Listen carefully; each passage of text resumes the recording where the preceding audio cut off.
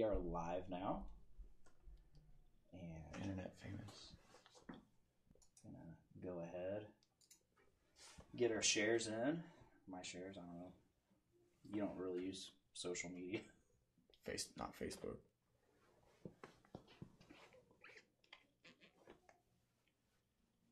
Page. I have like a million shares I gotta do. But I've gotten so good at it.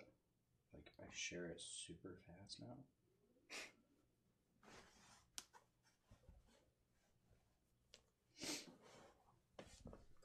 Alright. Just like that. We're all shared up. Jesus.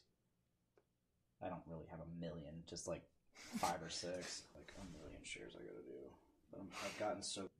Yeah. Alright. So for the... Hi, Jennifer. Jennifer's watching. For those watching, this is going to eventually be the Game of King Chair, the series that we're doing to go alongside the Game of Thrones final season. It'll be a complete companion. Wow.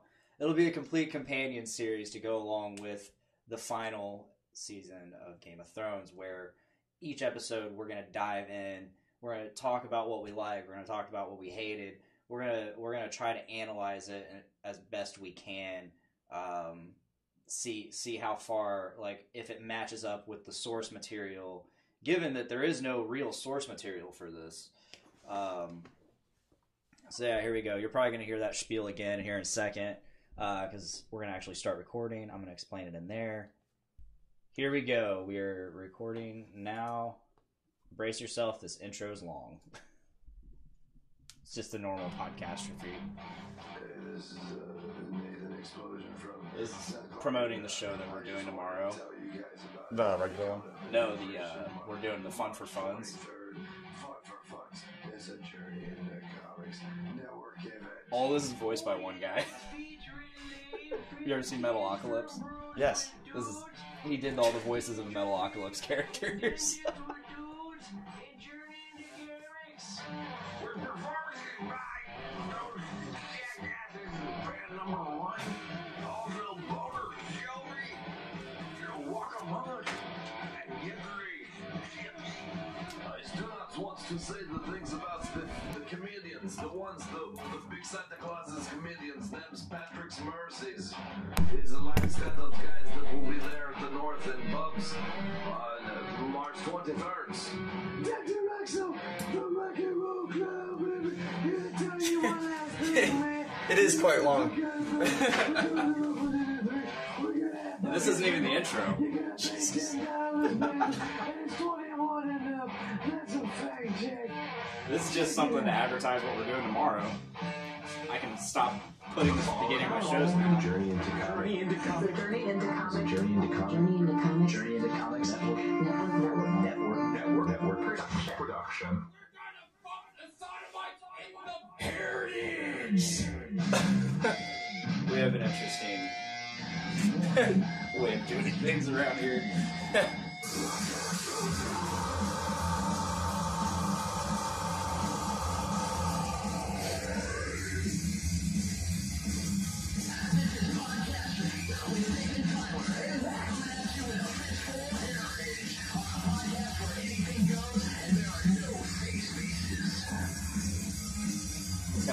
What'd you do with my cat? He's like facing away. Didn't give him any attention. Got bored. What's up, ladies and gentlemen? This is a very special episode of Podcast Shafi. In fact, it's maybe not even an episode of Podcast Shafi. This is the prequel. It's a pilot / prequel to a series of shows we're about to do here coming in April once Game of Thrones kicks off. This is I already fucked up. Do better. This is Game of King Chairs. And, yeah, this is going to be the companion series to the Game of Thrones final season. We are going to dive deep into every episode and talk about the things we love, talk about the things we hate, discuss what we think is going to happen, and really analyze what went down. So, tune in every week. You're going to get a new episode until the series is over. So it's going to be like 6 episodes. Yeah. But before we really dive into this episode, which we're going to discuss the trailer that dropped a few weeks ago, probably about a month ago, actually, right? It's been a fucking minute. Yeah. Talking to your mic, bro. It's been a fucking minute. You're allowed to hold it. But yeah, before I dive into that, I'd just like to get some plugs out of the way. If you haven't already, please subscribe to the Journey into Comics Network. If you're not already on our feed, please subscribe to Podcastrophe on iTunes, Spotify, and Podbean, soon Stitcher Radio. You can download us on an audio form every Thursday.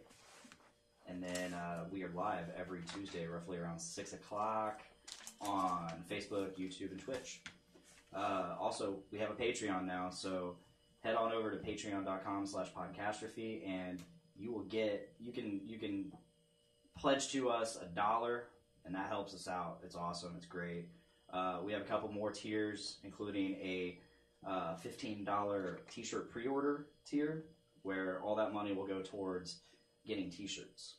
So help us out. The first goal is $25. Once we get $25 worth of pledges, I will shotgun a beer live on the show. Which, who knows how that'll go, because I've never done it before. What? Yeah, I know. I'm weird. What the fuck?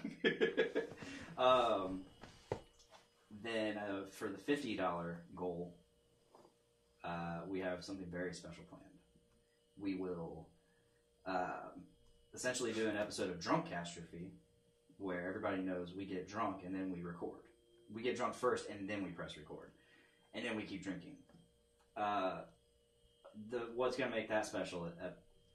What's going to make that episode special is we're all going to play Edward 40 Hands. Oh, God. Which, if you don't know what Edward 40 Hands is, listen to any episode where I refer to the story of the Blaming. Rules are you duct tape 2 40-ounce alcoholic beverages to your hands, and you are not allowed to remove them until both of them are drank. So there's a challenge in that, in the fact that, 1, you got to drink 80 ounces of alcohol, and 2, you want to drink it before it gets warm, and you want to drink it before you have to piss. Because you can't use your fucking fingers. Nope, you can't use your fucking fingers.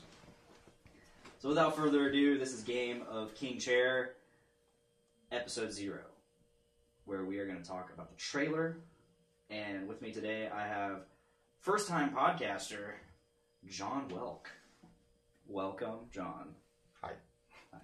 Talk in your mic. You got to really get up on it. Hi. Oh, yeah. There you go. Good Lord.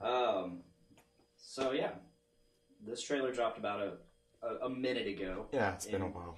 In normal people terms, that's about a month. Has it been a month? It's been rough. It's probably been pretty close to a month, or at least 2 to 3 weeks. Yeah, it's 2 weeks at least. 2 to 3 weeks, I would say. I loved this trailer. It got me extremely hyped. Yeah. It did a really good job of that. It didn't show much in terms of the entirety of the series, which I'm actually kind of bummed, because I found out that each episode isn't going to be 2 hours. It's going to be like hour 20, hour 30. Yeah, Jeremiah saw that it would be, each of them would be an hour except for 2. Mm-hmm. Excuse me, which would be longer. And that's not what we were led to believe. No, we were told every episode's going to be... feature film length? Yeah. Yeah. Which, being only 6 episodes, that's what we want. Yeah.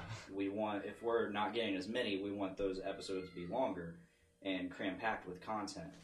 So, we're not getting that now. No. That's kind of weird.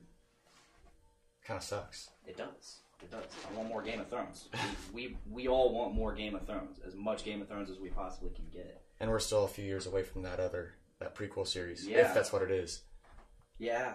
I mean, I believe it is. I think so. From what I've read, it is. Do you remember what I remember reading it was going to be over something. There were 3 major plot lines that were Yeah. likely, and between them, it wasn't revealed.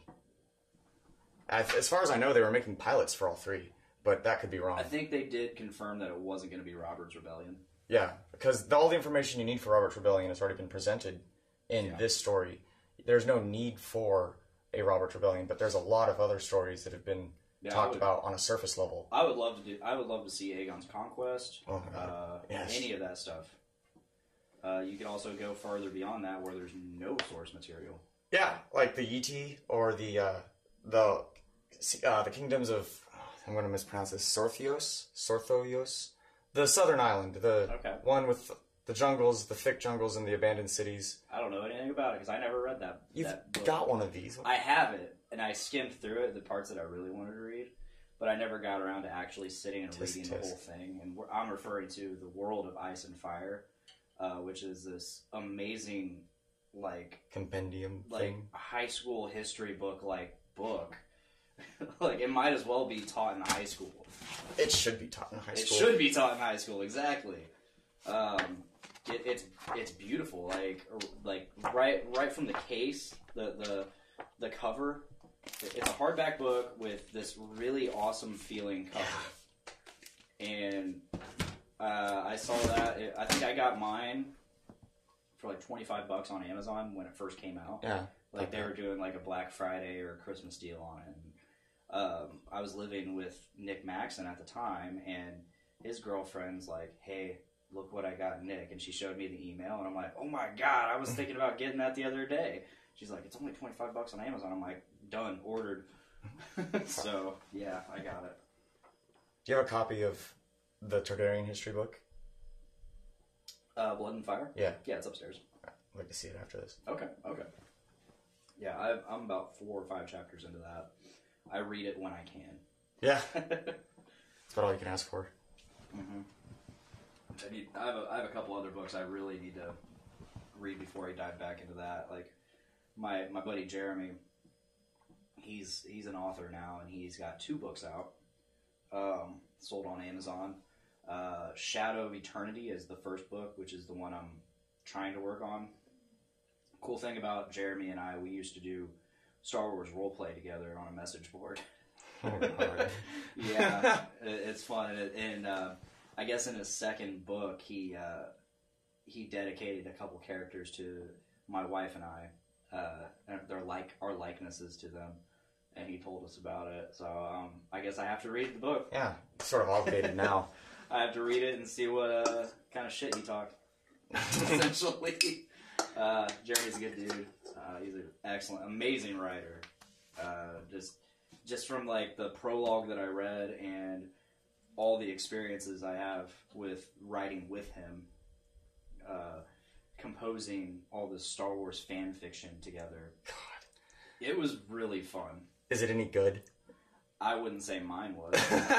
I was like a sophomore, junior in high school, and with no idea how to truly write stories. Yeah. I mean, talking about Game of Thrones, there's no way any of us could write a story. Yeah. Interweaving that many plot lines. Absolutely. We don't even have most of them in the show. Who beat this?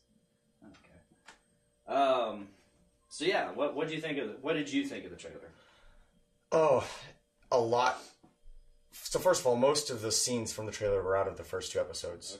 Okay. Which was supposed to be like 4 hours worth of material, yeah, but apparently not. Yeah, luck didn't hold out there. I'm assuming the battle, the long night, will be a much longer episode. The long night in general refers to the season of winter that has come upon. Oh, okay. Overall, yeah, you're right. The war with the undead, the Battle for the Dawn, is yes. Yeah, that's what I was referring to.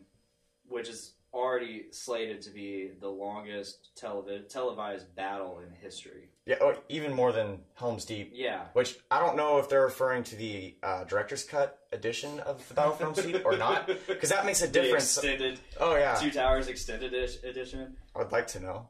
Have you ever, this is like... Let's hear it. Really heading off the trail, derailing this podcast already. Have you ever sat and watched all of the Lord of the Rings extended editions in succession? Yeah. Yeah? Yeah. It's like a rite of passage to be a man, I guess. I still need to complete it, because we did it for my friend's birthday. I think I was like 19 or 20. Oh, yeah, it's like 9 or 10 hours of material. The thing is, we started at 8 o'clock at night. Jesus, why? You set yourself up for failure. I did. It was not my plan. We had to wait until people got off work. I had to travel from Lafayette back to Delphi to make it happen, and then I also had to travel back to Lafayette. So I was just, it was. How far'd you get? I got maybe about midway through Two Towers. Yeah. I tried. Yeah. I was like, it's 4 o'clock, maybe 4. It was like 4:30 in the morning. I was like, okay, I should probably get to driving back to Lafayette.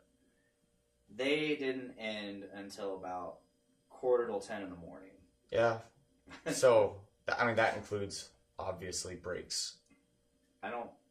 Or at least in between movies of some quantity. I remember I was in a band at the time, and that was my first band, and I brought like a little sketch pad because even though I can't Band draw. virgin? Huh? You got rid of your band virginity? Yeah. Even though I couldn't draw, I was trying to sketch like band logos and stuff to make it to make us a little more official and get something we could put on things. But alas, I couldn't draw and it didn't work out.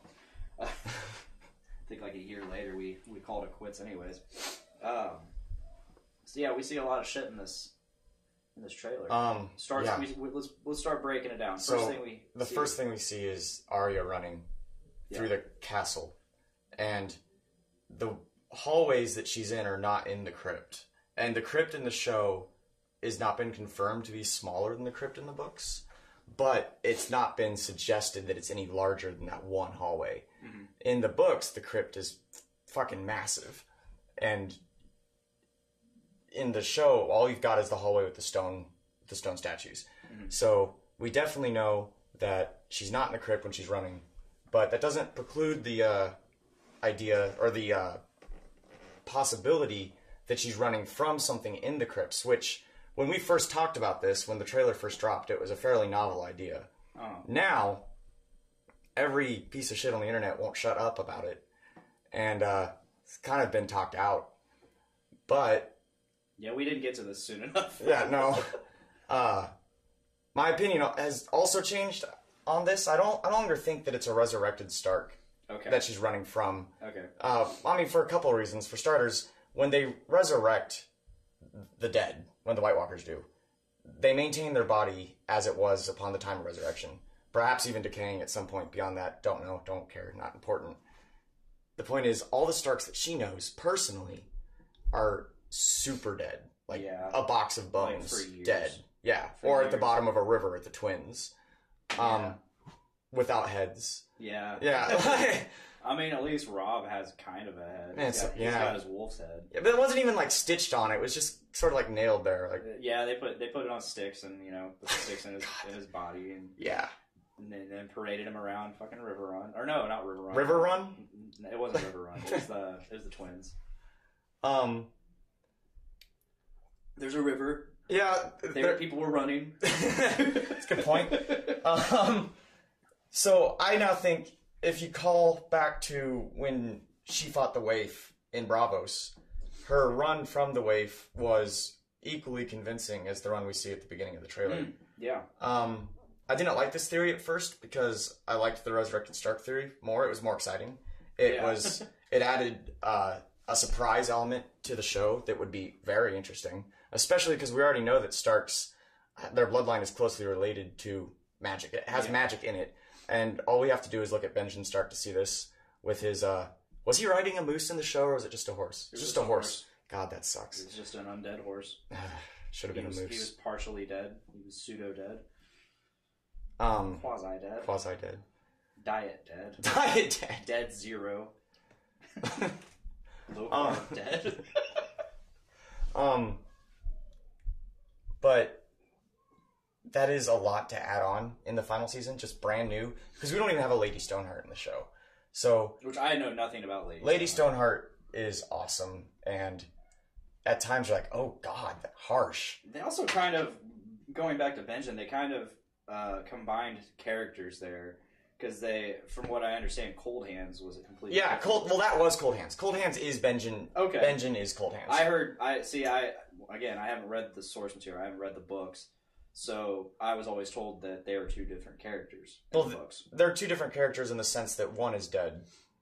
Okay. I can think. see that. I mean, unless I'm completely mistaken. I was told that they are just two completely different characters. You have a computer. Google it. We're busy. We're talking. I don't like to do that much on the show unless other people are talking. So because I have to take my focus away. So. Yeah, it's weird because if you're a fan of the show and you are like really into the characters and what their personality traits and all that, you see Arya at the very beginning of this just paralyzed in fear. Well, running. Actually, the opposite. Yes. Running. Well, at the beginning, she's stationary. Was she? Yeah. The very yes, first thing, right. you just see her face, and she has fear written all over her face. Which you brought up the good point that it could all be an act, like just like when she was running before in Bravos. But that's not a characteristic of her. She is not a child. A fearful person? She's not a fearful person anymore. I would agree completely. However, I would say that being a very good and convincing actor is one of the prerequisites at an absolute minimum of being even among the worst of the faceless men. Jeremiah's watching. Oh. We see you, Jeremiah. I see you in there. He says pasta, Lego, mucho chacho taco. Is that his attempt at That's, Spanish? yeah. I assume More so. than I can say. Shout out for Jeremiah. Yeah. So, what could she be running from? Oh, I mean, a million things. So let's say, all right, the Army of the Dead and the White Walkers both respond to obsidian and Valyrian steel, and at least the dead respond to fire. I don't know if the White Walkers do. I don't think it's been illustrated either way. I don't think they do. But the dragons represent a branch of magic in this universe that is polar, just diametrically opposite to the magic of the others, which the White Walkers and the others are the same. Yeah. Okay, making sure. So I would imagine that it would have some effect, but we have yet to see. Either way, she could easily be leading a pack of them to a pre-decided location where a dragon's just gonna fucking fire. And that's excellent thought. Or she could be leading them away, because I think at the moment the episode titles were released, weren't they? I don't really try to look into anything. Yeah, I've not looked at that. I wait until it's out and I can watch it. I do my best to keep myself spoiler free. Spoilers are fun. I used to think so. Then I started watching all this amazing primetime television, like Breaking Bad and all that, like Game of Thrones, Walking Dead. I'd say the biggest spoiler I ever had laid on me before I actually got to watch the episodes was in Sons of Anarchy. Did you ever watch it? I watched a little bit of it with a friend. Spoiler alert. And I believe episode 5 of season 5, Opie dies. And he was a lot of people's favorite character. And I was just Who? Huh? Whose favorite? A lot of people. Lame. Tons of people. Shade. I was at Shade. work. It was my first year at Subaru, and I just happened to get on Facebook during break, and I started seeing people, rest in peace, Opie. Oh my god, I can't believe they killed Opie. Just all over Facebook. Do you mean Ollie? Opie. Remind me. This isn't Sons of Anarchy. Oh. This isn't Got Sons it. of Anarchy. All right. I say there's. I don't know of a character named Opie in Game of Thrones, but I'm not gonna just fucking sit here and call you out like a dick. But Oh shit. No. I'll let you run with it. Sons of Anarchy, and this is why I kind of prefer to remain spoiler free now, because that got ruined for me, and it was still a very impactful moment despite knowing it was going to happen. Well, there's the fun of knowing what's going to happen, and there's the fun of watching it happen. Absolutely. And as long as you're capable of separating those, spoilers bear no threat to you. And I've done that before, where I've spoiled the shit. I've like read up on something, and I'm like, I know what's going to happen, and I used to be like this, where I knew I didn't care if I knew it was going to happen, because I knew at least I needed to see how it got there. Right. I needed to see the path, the journey, the road. Nowadays, I'm just like, you know what? I'm just here. I'm just along for the ride, and I wanna be along for the ride. So I'll watch trailers. That's about it. Man, Even then, sometimes I won't watch all the trailers. Like, I'll see the first trailer, I'll get hyped, and then I won't watch anymore. This is a whole new way of approaching television to me. You and Jeremiah both. Just no spoilers, none, no trailer, or barely trailers. What? It depends. It really depends on, like, how much of a hankering I have. It's Game of Thrones. Yeah, I know. How could you not have a hankering at a minimum? I know. Like, the most recent me not watching all the trailers was Captain Marvel. I watched the initial, like, 1 or 2 trailers, and then I didn't watch any TV spots or anything, because trailers have a habit of spoiling, or, like, just giving away the whole plot these days, in terms of movies. Well, I think you're safe from that with Game of Thrones, at least. Yeah. Especially because we've already caught them editing the CGI of trailers before, with the scene where Viserion dies, the Night King, when Jon stands up on the ice and is looking up at the cliff top. There is no Night King there in the trailer, but there is obviously in the actual episode. And so, going to Avengers Infinity War, we see the Hulk plastered all over those trailers. Sure. Nowhere to be seen in the movie past the first 5 minutes. Sure. Not seen it. Spoiler alert.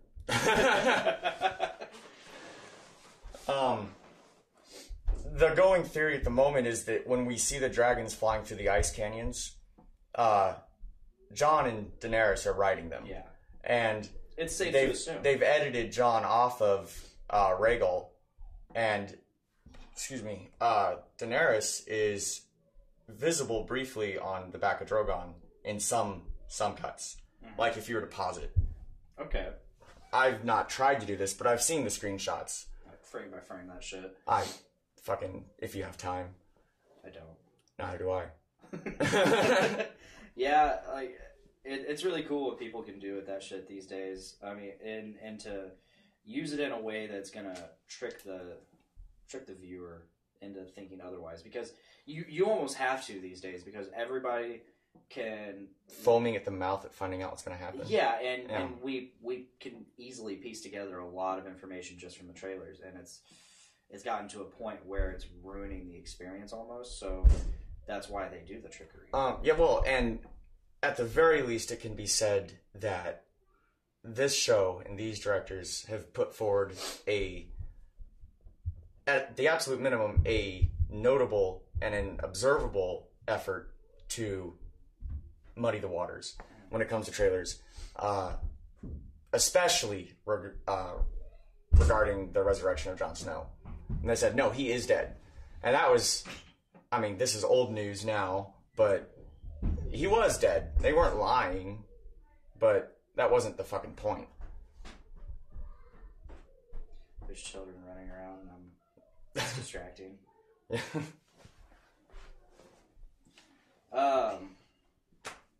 So what was next? What came after the running? Yeah, we see a lot of really cool shit. We see basically the entrance of Daenerys' army, the Targaryen. Oh yeah. And Snow army. God, coming in. We see the Westerosi All-Star team briefly. What's left of it? Yeah. Tormund's alive. Tormund's alive. That's at least for the first episode. Part of it, at a minimum. I hope he's alive. Tormund better be alive at the end of the final fucking episode. I feel like he's gonna die. Yeah, that's... His death would be very impactful, and I wouldn't say he's necessary to the future of Westeros. No, not at all. So I feel like that'd be an impactful, like, tearjerker death, and I'd be okay with it. I just want him to go out like a total badass. Yeah. I know he will. Yeah. And I actually would like to back up off of the not important to the future of Westeros statement, because he is, at this point, more or less the unofficial leader of the surviving free folk, and a friend of Jon's. Yes. And I'm not suggesting that without him that alliance would dissolve, but it certainly functions as well as it does in no small part thanks to him. Mm-hmm. But at the same time, I think the free folk have a mad respect for Jon at this point. I mean, basically a god to them. Yeah. He's they've seen him work. they've seen him do his work, you know. Definitely. So I think that'll be okay. I think John and the Free Folk are gonna be okay. They're gonna be chill. They're gonna be cool. Yeah. Oh, their alliance is going to be okay. Yeah. Yes, agreed. I don't know that they're going to be okay physically. No, I think a lot of people are pretty fucked. Definitely. What? Okay, so That's what happened next. going back to the very last thing you see in season 7, The falling of the wall. falling the wall and them crossing the wall. There's a lot of people that are going around saying that they form, like, all the White Walkers walking, if you like draw a outline around them, they form the Stark sigil. Oh, I remember seeing this. See, I never not seeing it in the show, but seeing this idea. Yeah, I saw the idea. I never saw it in the show. I even watched it again. I still didn't see it. I'm like, Then it probably isn't there. I'm like, you people are really reaching. Like, Johnson fans. I'm pretty sure Jennifer is the one that pointed me to it, and I'm like, that's stupid. I was just like, that's dumb. I don't like it.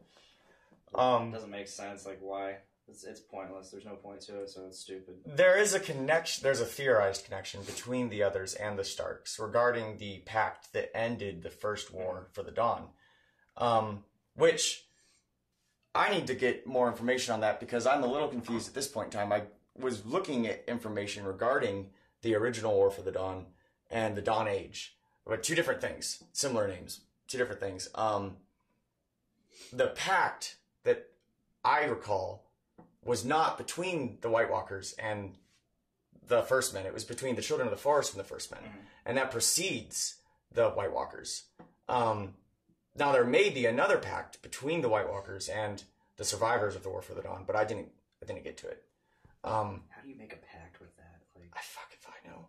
Like, how do you come to an agreement with that? Like, on both sides, like, one side's supremely fucked. Yeah. And the White Walkers, like, from the White Walker perspective, how do you make a pact with something that you could just easily dominate? Well, in the days of the First Long Night and the Dawn Age and the Age of Heroes, it wasn't necessarily so easy. They weren't nearly as organized. The political structures and kingdoms were not only not as advanced, but furthermore, it's just a patchwork of tiny states, quibbling kingdoms more than 7 large centralized kingdoms. But the thing I'm focusing on right now is that in the there was excavations of giant tombs performed in the far north. I don't know if it was beyond the wall or not. I would assume so. And they found obsidian weapons in them. And they found, so the giants, as we know, are not terribly advanced. They're not savages. They might be savages. But if they know... I kind of see them just a step above what they were in Skyrim. God, that was brutal. I mean, they're probably... I mean, I don't know. Did you not love 1-1? 1-1 was awesome. I thought his death was pretty cheesy in the way it happened. Oh. Like, just... Yeah. Oh, sitting there and then, oh. That crossbow bolt? Arrow through the eye. Fucking tearing out that bit of his hand there? Yeah. That looked like it was fun. Yeah. I mean, his death, like, if he would have just succumbed from his wounds, but no, he got a fucking giant arrow through the eye. Yeah. And I didn't like that. I was like, that's too... Fucking Ramsey. That was a very satisfying end to an episode. Oh my god. Not to sit and gush about they're loyal beasts. Fuck you. You said it yourself. They're hungry. Yeah. You haven't fed them for weeks. That was a very insanely satisfying moment for as a viewer and as if you were Sansa. Yeah. Sansa, you're... Understatement. Oh yeah, like, that was a big moment for her because she took back her power. Definitely. Although I was expecting her to be haunted more than she is. Yes and no. I was also expecting her to be pregnant by him. Oh, that would have sucked. Because then she's always gonna. Because he kind of even alluded to it. Is that the kind of baby that you just sort of leave outside in winter? Oh man. He kind of alluded to it. He's like, you will always have a piece of me, or something like. He said. You're right. Yeah. He did say something along those lines, but God, what a fucking creep. I feel like by now we would know she's pregnant. So. You think so? I just don't think it's not a thing. Speaking of pregnancies, let's get back on topic. I think Cersei's pregnancy is sham. No, I don't know that it was a sham necessarily. Do you think it's the mountains? Oh God, what would that even look like? Giving birth to an undead baby. Holy shit. Just thought I'd throw it out there. I don't know. What a sick mind. I think that she miscarried because she's not drinking wine. It's fucking Cersei. She always drinks wine. Yeah. It's like her fucking go-to. And she is drinking wine in the trailer. And remember that most of the trailer comes from the first 2 episodes. Not necessarily all of it. Maybe she just doesn't give a fuck. Well, could be that. Definitely could be that. The good thing about... What? Fetal alcohol. Yeah, I heard you. The thing I really love about this trailer, and indeed all of Game of Thrones, is that there's always left just enough room for you to reason yourself out of thinking what is actually the case. There's just enough room for doubt, which allows you to enjoy the film much more, or the series. And that's, in this case, that's it right there. If you look at the plot lines and if you just put all the circumstances of each in a bullet point list, doesn't drink alcohol, specifically mentions that she won't drink alcohol because she's pregnant, and is abstaining alcohol not just when she's around Tyrion, but after that entire party is gone, around Jaime and everyone else not drinking. So the pregnancy definitely seems legit. Either that, or she's trying to hide it from everyone, which means that she's actually completely gone off the deep end even more than we thought, which would be impressive because at this point we're pretty certain that she's 100% detached from reality. Oh shit, we've had comments this whole time. Any good ones?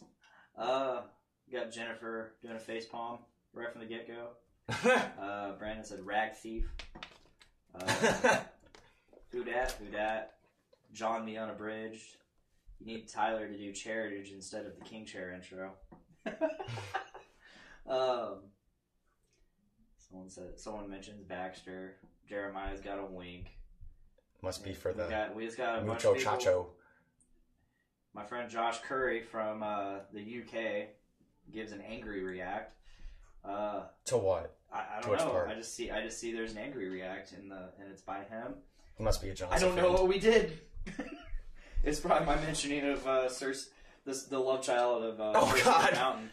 Although I want to know if maybe the Mountain and that one chick that he was raping. Oh. That Cersei made her. Yeah. I wonder if there's a love child there. Nah, she's dead as fuck. Maybe maybe he sired a child. And had Qyburn undead her too. Maybe. Now he's got a partner. Are you writing another fanfic right now? Maybe I'm writing some fanfic right now. My mind's allowed to wander. Well, I don't even know where the fuck I was. I don't either. That's the fun of it. That is the fun of it. What were we talking about? For those watching, feel free to keep commenting. Ask us questions. Ask us what we think. You know, we're here. What came next in the trailer? So we see Euron in his ships hauling the Golden Company, and we see the leader of the Golden Company very clearly holding a sword at the helm of a ship. Then next is, everything that you've done, I don't remember the exact words, has led you to this point. And that is said over film of Bran talking to Tarly, but they don't have to actually be connected. No, they've proven time and time again that they can put audio over anything. Yeah. That makes sense. That's one of the simplest tricks, I would imagine. Although, like, I'm gonna break the wheel speech, that was pretty solid in the trailer. Pretty solid in the episode as well. Season 6. Break the wheel speech, I think, is so widely open to interpretation that people have taken it and run with it to absurd lengths, like the introduction of democracy, not an electoral monarchy, which existed in real history. There's precedent for it, like so the imperial diets of the Holy Roman Empire, where you would vote as to who would be the emperor, but that is the greatest extent that I could see democracy being introduced. And I don't even see that, to be honest. What I see is break the wheel being basically coming in and removing this filth that has polluted the system of government, which is the lords and the royal bloodline. And just the Cersei Lannisters, the Gregor Gaines of the world. Evicted. Yeah. It'd be nice. And then Targaryen restoration under an absolute centralized monarchy with the reduction of the power of the lords. Basically moving from a feudalistic monarchy to a more absolute monarchy. I don't seem to have many people on my side with that opinion.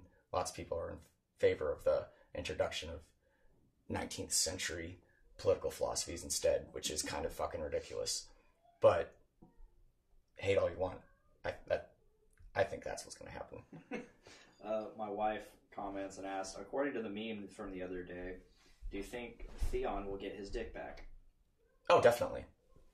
Because Qyburn will do it. There's a meme. I can't remember what the first one was, but like one, it's like a first panel said something. This said this so and so got this back. Arya got her eyes back, or sight. She got her sight back, and then hang in there, Theon. I can't remember what the first one was, but it was pretty solid. Holding the sausage up. That's gonna bug me. Somebody got something back. I don't know what it was. Do you think we're gonna see a return of Dario? I did. Oh, Jon Snow got his life back. True. And I did, but not so much anymore, because we've seen the leader of the Golden Company at the helm of that ship, and it wasn't Dario. Or at least it certainly didn't fucking look like him. He doesn't need to be the leader. True. That's true. Be there. There's a lot of... His exit from the show didn't seem very exity. No. It seemed very... shit. It was anticlimactic as fuck. Yeah, it just seems like he's going to be harboring something. Or he's going to come to Westeros and see what's happened, and his love is no longer his love. Yeah, tough shit. And yeah, it's not going to be fun for him. It's not going to be fun for anybody that goes up against him. No. So I think I asked you at work. It was either you or Brandon Stone. Who would win, Jon Snow or Dario? Is that even a question? Jon Snow. Obviously Jon Snow because plot armor. No, just because Jon Snow. I don't know. No, Dario would be a worthy opponent. I'm not going to lie. Absolutely. Like, I'm not trying to say that it'd be a walk in the park, but Jon Snow, not only is he Jon Snow, like, he's awesome. He's the greatest swordsman in the North, blah, blah, blah, blah, blah, right? Now he's got a fucking dragon, too. Like, Yeah. Sorry, Dario. You don't have a fucking dragon. No dragon there. Here's an even better question. Dario versus... And I lost his name. Jamie? No. Arthur Dane? No. Duncan the Tall? Bronn? Bronn? Yeah, Bronn. Because they're very similar. Yeah, they are, but, Duncan. Not Duncan. Fucking Dario. Yeah? Yeah. Unfortunately, I gotta say that I would prefer Bronn to win, but realistically... Me as well. Realistically, unless there's a moon door to kick him out of, he's gonna lose. Yeah. Yeah, I mean, he's a very intelligent fighter. He uses his environment, he uses his opponent against themselves. Mm-hmm. And Dario does exactly the same thing. Yes, except he doesn't rely on moon doors. No. Well, Bronn didn't either. Well, no. He already slit the guy's throat. That's true. The guy's throat was already slit. He just said... A very practical fighter, as opposed to fighting with notions of honor. You don't fight with honor. He did. He did. Oh, Bronn, he's easily one of my favorite characters just for his snarkiness. And Oh yeah, his like the many laughs I've gotten in the show from him, and the down to earthness of his reasoning about working with Tyrion to bring the party, his party into the city. He is like the most based in reality person. His character is completely based in like the reality of where they're in. He sees everything for what it is. Cuts right through the fucking. The fog. He doesn't try to make anything grand. He doesn't see anything he doesn't see anything less than or greater than what it is. He just sees it and he goes with it. Unfortunately for him, he's in the presence of Cersei. And he points it out. Yeah. Fucking that conversation is on the walk to the dragon pit. Cersei's indebted to me. That's not what he says, but it's basically along those lines. Like, I'm fucking helping her out. I brought 2 of the biggest traders into the city. They're at her disposal now, all thanks to me. If that's not looking out for myself, I don't know what is. Sorry, Bronn. You're working with a fucking psychopath. That's not how it works. Oh, yeah. Yeah. I think in that case, you're definitely right, because I'm just glad it didn't come back to haunt him. Oh, yeah. Not yet, anyways. I was really shocked at how smooth that episode went in terms of, like, how smooth all the talks went. And nobody... Smooth, you say. Well, yeah, I mean, nobody, like, there wasn't a trap set for them. Right. Like, they weren't walking into a fucking giant trap. They weren't, like, nothing went down. Yeah, and what really gets me is, so Cersei had apparently worked out with Euron beforehand that he was going to get up at some point during the meeting and storm off like, oh, I'm a coward, bye, see you later, and then sail over the Narrow Sea to fetch the Golden Company. She unfortunately had no idea that she was going to see a White Walker. A white. Or white, yeah. But exactly. So how in the fuck did you plan for that? Is it just a plot hole, or did they adapt on the fly? Unless Euron's just like that good of an actor. I mean, I'm sure he was fearful. I mean, anyone's insane to not be fearful of the dead. Euron is insane. You're absolutely right. You bring a valid point. And speaking of, that was such a cool episode to see him take on Theon and Yara's fleet. Oh my god! And just see the madness in action. Yeah, like he was nuts. Fucking Euron. Jumping through fire onto the ship and just crazy. He didn't give a fuck. He was just he was there and he was taking ass. Oh yeah, taking ass. Oh, I'm gonna grab a beer. So speaking of, I have this King in the North barrel-aged Imperial Stout. The King in the North? The King in the North. North. There's a couple different... North? Yes. There's a couple different of those. I know there's Where'd you get this? Targaryen one. I just got it at a liquor store. It was the last one. Just here in town? Yeah. I don't know if they still make it. Fuck. It's pretty good. I had it back in December. Another bottle. Do they have any that isn't stout? I don't know. It's okay, but... Just gonna grab one of my regular beers. This is anti-here. You can get it anywhere. Oh no. The next scene in the trailer is not the fucking Invincibles. What the hell are they called? The Invincibles. The Untouchables. No. The Untouchables? The Untouchables. That's even worse. At least it's got Sean Connery in it. The Unsullied. Yes. Marching through. Yeah, and that's cool. Well, look at the first episode of season 1, and that's the only other time that I can recall, anyways, seeing that exact road, that exact location, with the King's retinue coming through. Just parallels, definitely, come in full circle, except this time instead of if that's not foreshadowing as to the King and the Queen coming to Winterfell, I don't know what would be. It could be a red herring, but a lot of cool visuals in this trailer. Oh, definitely. And they're all hype visuals. Oh, yeah, definitely. Like, obviously, it's a trailer, but Like I hate sort of its job. I hate continuously saying the obvious, but like you almost can't help it because you're so hyped and so happy this trailer exists. And oh my god, it's so great. And there's the visual of Jon Snow and Daenerys walking towards the dragons, and you just know that Jon Snow knows at the point. I'm fairly certain at that point Jon Snow knows who he is. At that point, definitely. The question is whether or not Daenerys and Jon both are aware at the time of the scene in the crypt when she comes up to comfort him in front of the statue in the crypt. He could just be at Ned's statue saying his respects, but that would suck compared to what it could be, which would be at Lyanna's statue. Like, this is my mother. I finally know who she is, right? And I had seen someone had looked at they brightened the trailer and they looked at what's across the hall from where he is, and it would seem that he is at Lyanna's statue, but once again, that's someone brightened the trailer and tampered with it at least to that extent. Okay.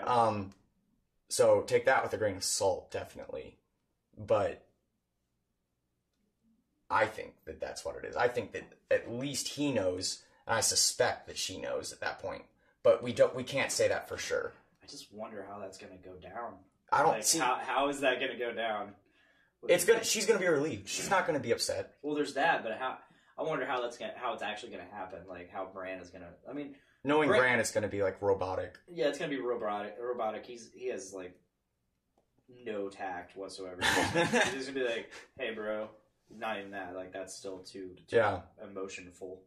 Emotionful. Like he's just like, John. You were beautiful that night.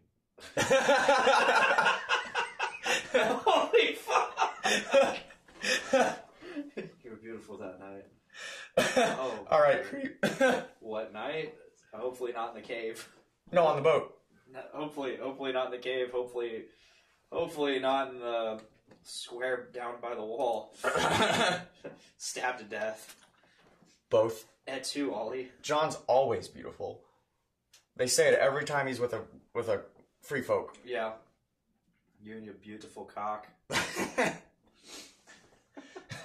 That trick with your tongue.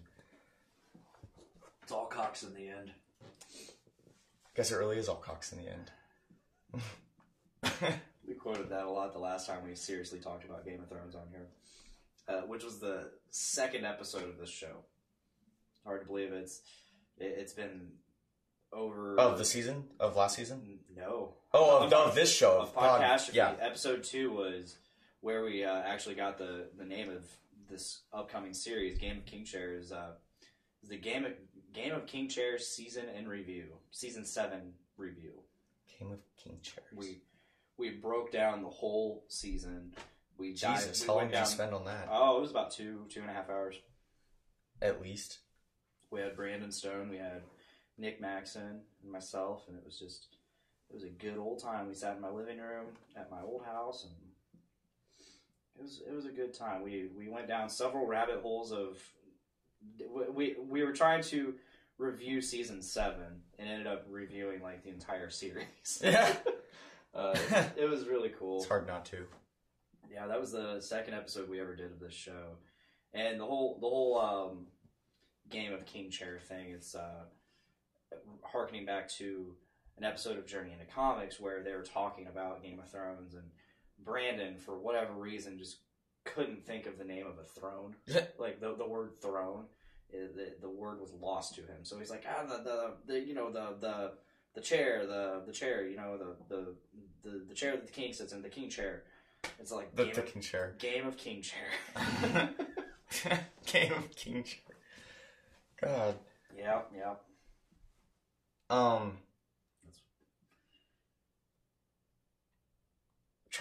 All I can think about right now is what the fuck the Aztecs called their throne, and that's not relevant, and I'm trying to just fucking put it out of my mind. It's okay. Ikipali. Ikipali? Yeah. Don't ask me why I know that. Ikipali. Ikipali. Ikipali. That may be a mispronunciation, but I know how to spell it. How do you know how to spell things? Fucking classical Nahuatl's not easy. All right, so then we have Gendry and Arya in not the square, the courtyard. Okay. And then that's very brief. We see him at the forge. Then we see Jorah, Missandei, Sunday. and Grey Worm. Don't know where they are though. It looks like the courtyard, but I doubt that they could fit the entire Unsullied part of her army in the courtyard in formation. And even if they could, it's not like it would be smart to do so because you could not bring it all to bear. The undead are going to come through a breach in the wall, wherever that may be. Probably the gate, but wherever. They have a dragon. It could be anything. Oh, man. How they're going to reintroduce that dragon, I don't know. I feel like we're not going to see the dragon right away. Oh, no, it's going to... Well, it better. I hope it doesn't suck.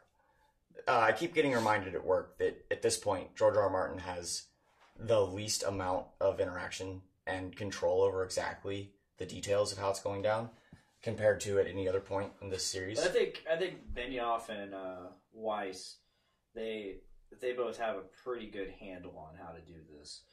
I mean, they've been with R. R. Martin right since the beginning of the show. He right from the get-go said there is a winner. There is a clear winner of this show, and it's not going to be ambiguous. Someone will be sitting on that throne. And they've given us every reason to trust them to not bungle it, but it's it's Game of Thrones. Yeah, it's hard to trust anyone with it. Yeah. I don't know. I think they've handled the last season pretty well. Yeah, with no source material. Yeah, and I don't remember the name of the guy that directed the final episode of season 7, but I guess he's also directing 2 episodes this season. Sweet. And they're 2 of the most important ones. I don't know which one of the 6 they are, but it's the 2 battle ones. Okay. If I recall correctly. And that is exciting news. You said something about there would be a clear winner, and that reminded me. I guess that it came out that the Night King has a target. He's not just death personified. He has a target. He has an objective.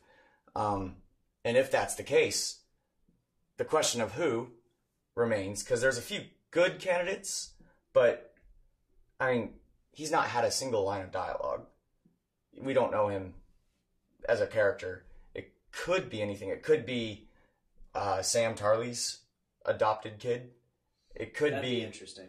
And that goes back to the Crashter's deal with the others that is never directly stated in the show as to what it is, or if that's even the reason why they're marching south. The others are now. See, I don't think that has anything to do with it. I think that was just hey, I live here. Yeah. I don't really want you to fuck with me, so here's my children. Here's my boys. All of them. Yeah. And all my future ones. How about that? You like that? Then when I'm dead, I don't give a fuck. I'll be dead. It doesn't matter. I'm gonna have a lot of chicks here. So do what you want, I guess. I can't do nothing about it. I mean, it could be. It doesn't make any sense that it would be Daenerys or Jon. Or at least not Daenerys. Because there have been Targaryens not the entire time, but there have been Targaryens for the last 300 years or so, and they've not come south yet. Mm-hmm. So why would they now? The only reason would be, for Daenerys anyways, dragons. The only reason for Jon would be being resurrected. 2 potential reasons for Jon that I can think of. The first would be being resurrected by the Lord of Light, which, if we follow the major themes of the show, fire and ice, obviously the Night King is ice, in this case, in this context. And the Lord of Light would be the opposite, enemies. Mm-hmm. Then the other one is that he represents a merging of the Fire and Blood line, the Targaryen line, and the Stark line. The Stark line, as we've already mentioned, is closely intertwined with the magic of the First Men in the North. I don't know why that would make him a target necessarily. Well, there is a clear battle going on between. I mean, obviously, but there's a clear battle going on between Jon Snow and the Night King. Oh, like, yeah. There has been several face-offs like where they're just staring each other down. They clearly have some kind of like nemesis thing going on with each other. And that if the Night King if the Night King was just like, I'm just going to consume everybody, why is he so he has a fixation on Jon Snow? I would say it's the opposite. I would say Jon Snow has a fixation on him. I mean, definitely, absolutely, but Night King definitely sees him. He sees him. He's witnessing. Oh, him. Absolutely. No argument there. He witnesses Jon Snow. What I wouldn't say that we could know for sure, and this is because, once again, the guy has no lines of dialogue, is to whether or not he's simply responding to a threat. Jon Snow sees him and is determined to fight for the living. Mm-hmm. And so that makes him a direct threat to the Night King and his interests. Or if it is, as you said, the Night King is already independently interested in Jon. Because it could be... I think he is.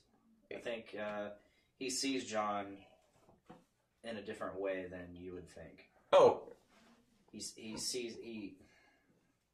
Oh, definitely possible because of the whole Cold Hands thing. Another undead that's not under his control.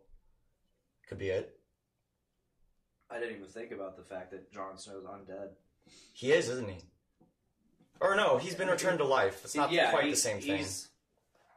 That's an interesting perspective. I never thought of that because he has been dead. Yeah. And he saw nothing.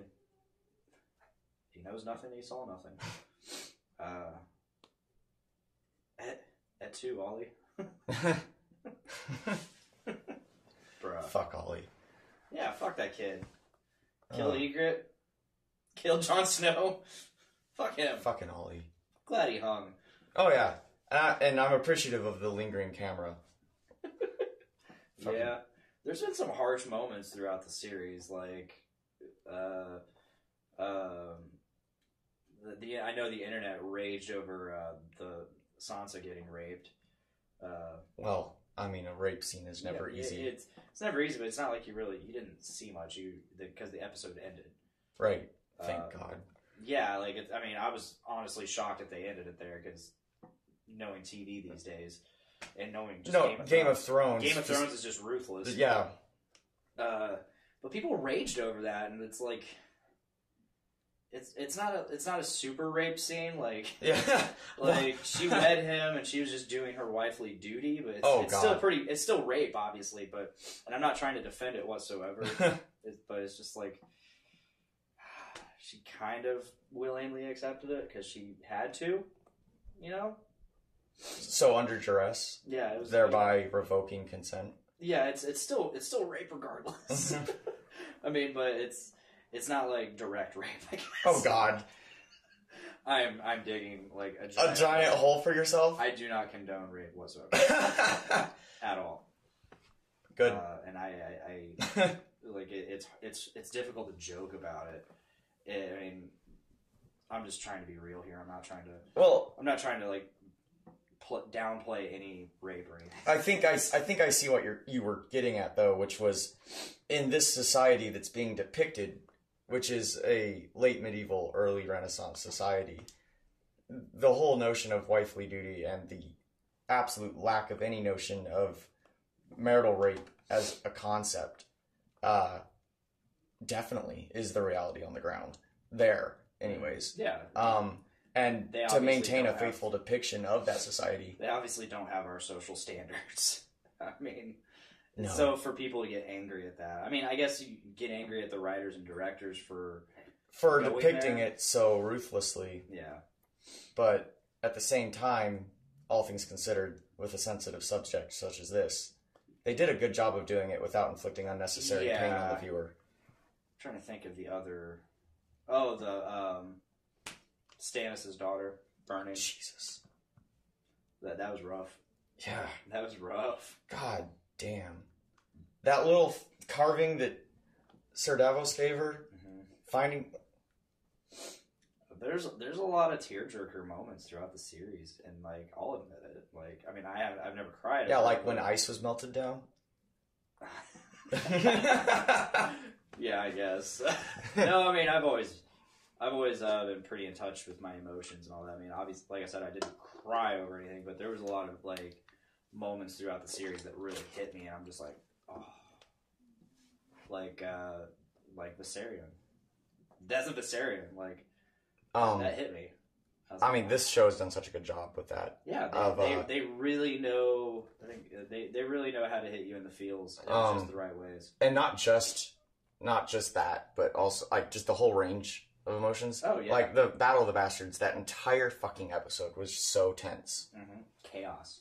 God, the chaos of battle when after the armies collide with Jon Snow right in the middle. Oh my god! Yeah, you just see him like that was such an awesomely shot scene where he's just like stuttering around the fucking battlefield, just doing what he can. Like apparently, like fucking Falcon punching a guy. Do you remember that? Yes. Like he just like fucking baseball swung his sword, Longclaw into this guy, and the guy just went flying like Jon Snow is goddamn Superman. He is Superman. As far as I'm concerned. Yeah. So what do we got next in the trailer? We gotta start. Yes, wrapping this not up. getting off topic here. So we've already talked about Cersei and the wine and the baby, and the dragons in the ice canyon.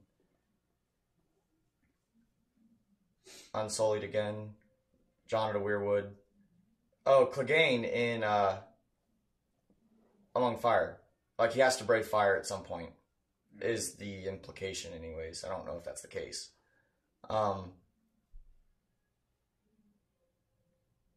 That's them walking up to the dragons. That's Arya fighting on the ramparts.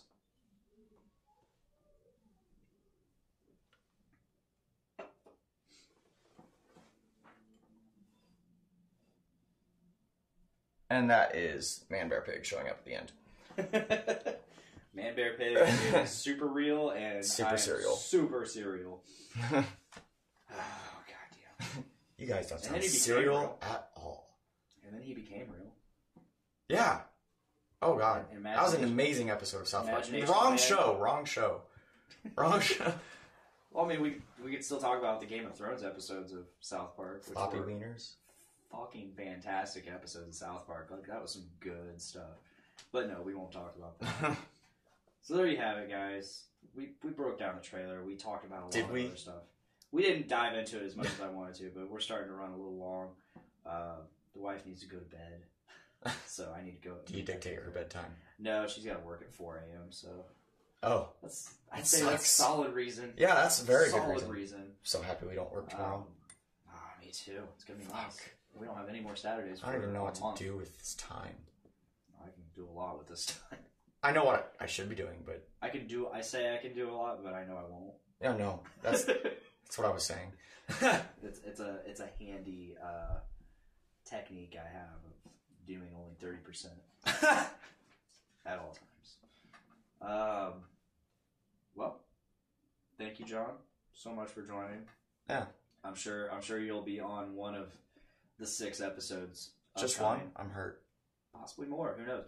We're gonna have a revolving cast for the Game of King Chair show, and it'll be fun.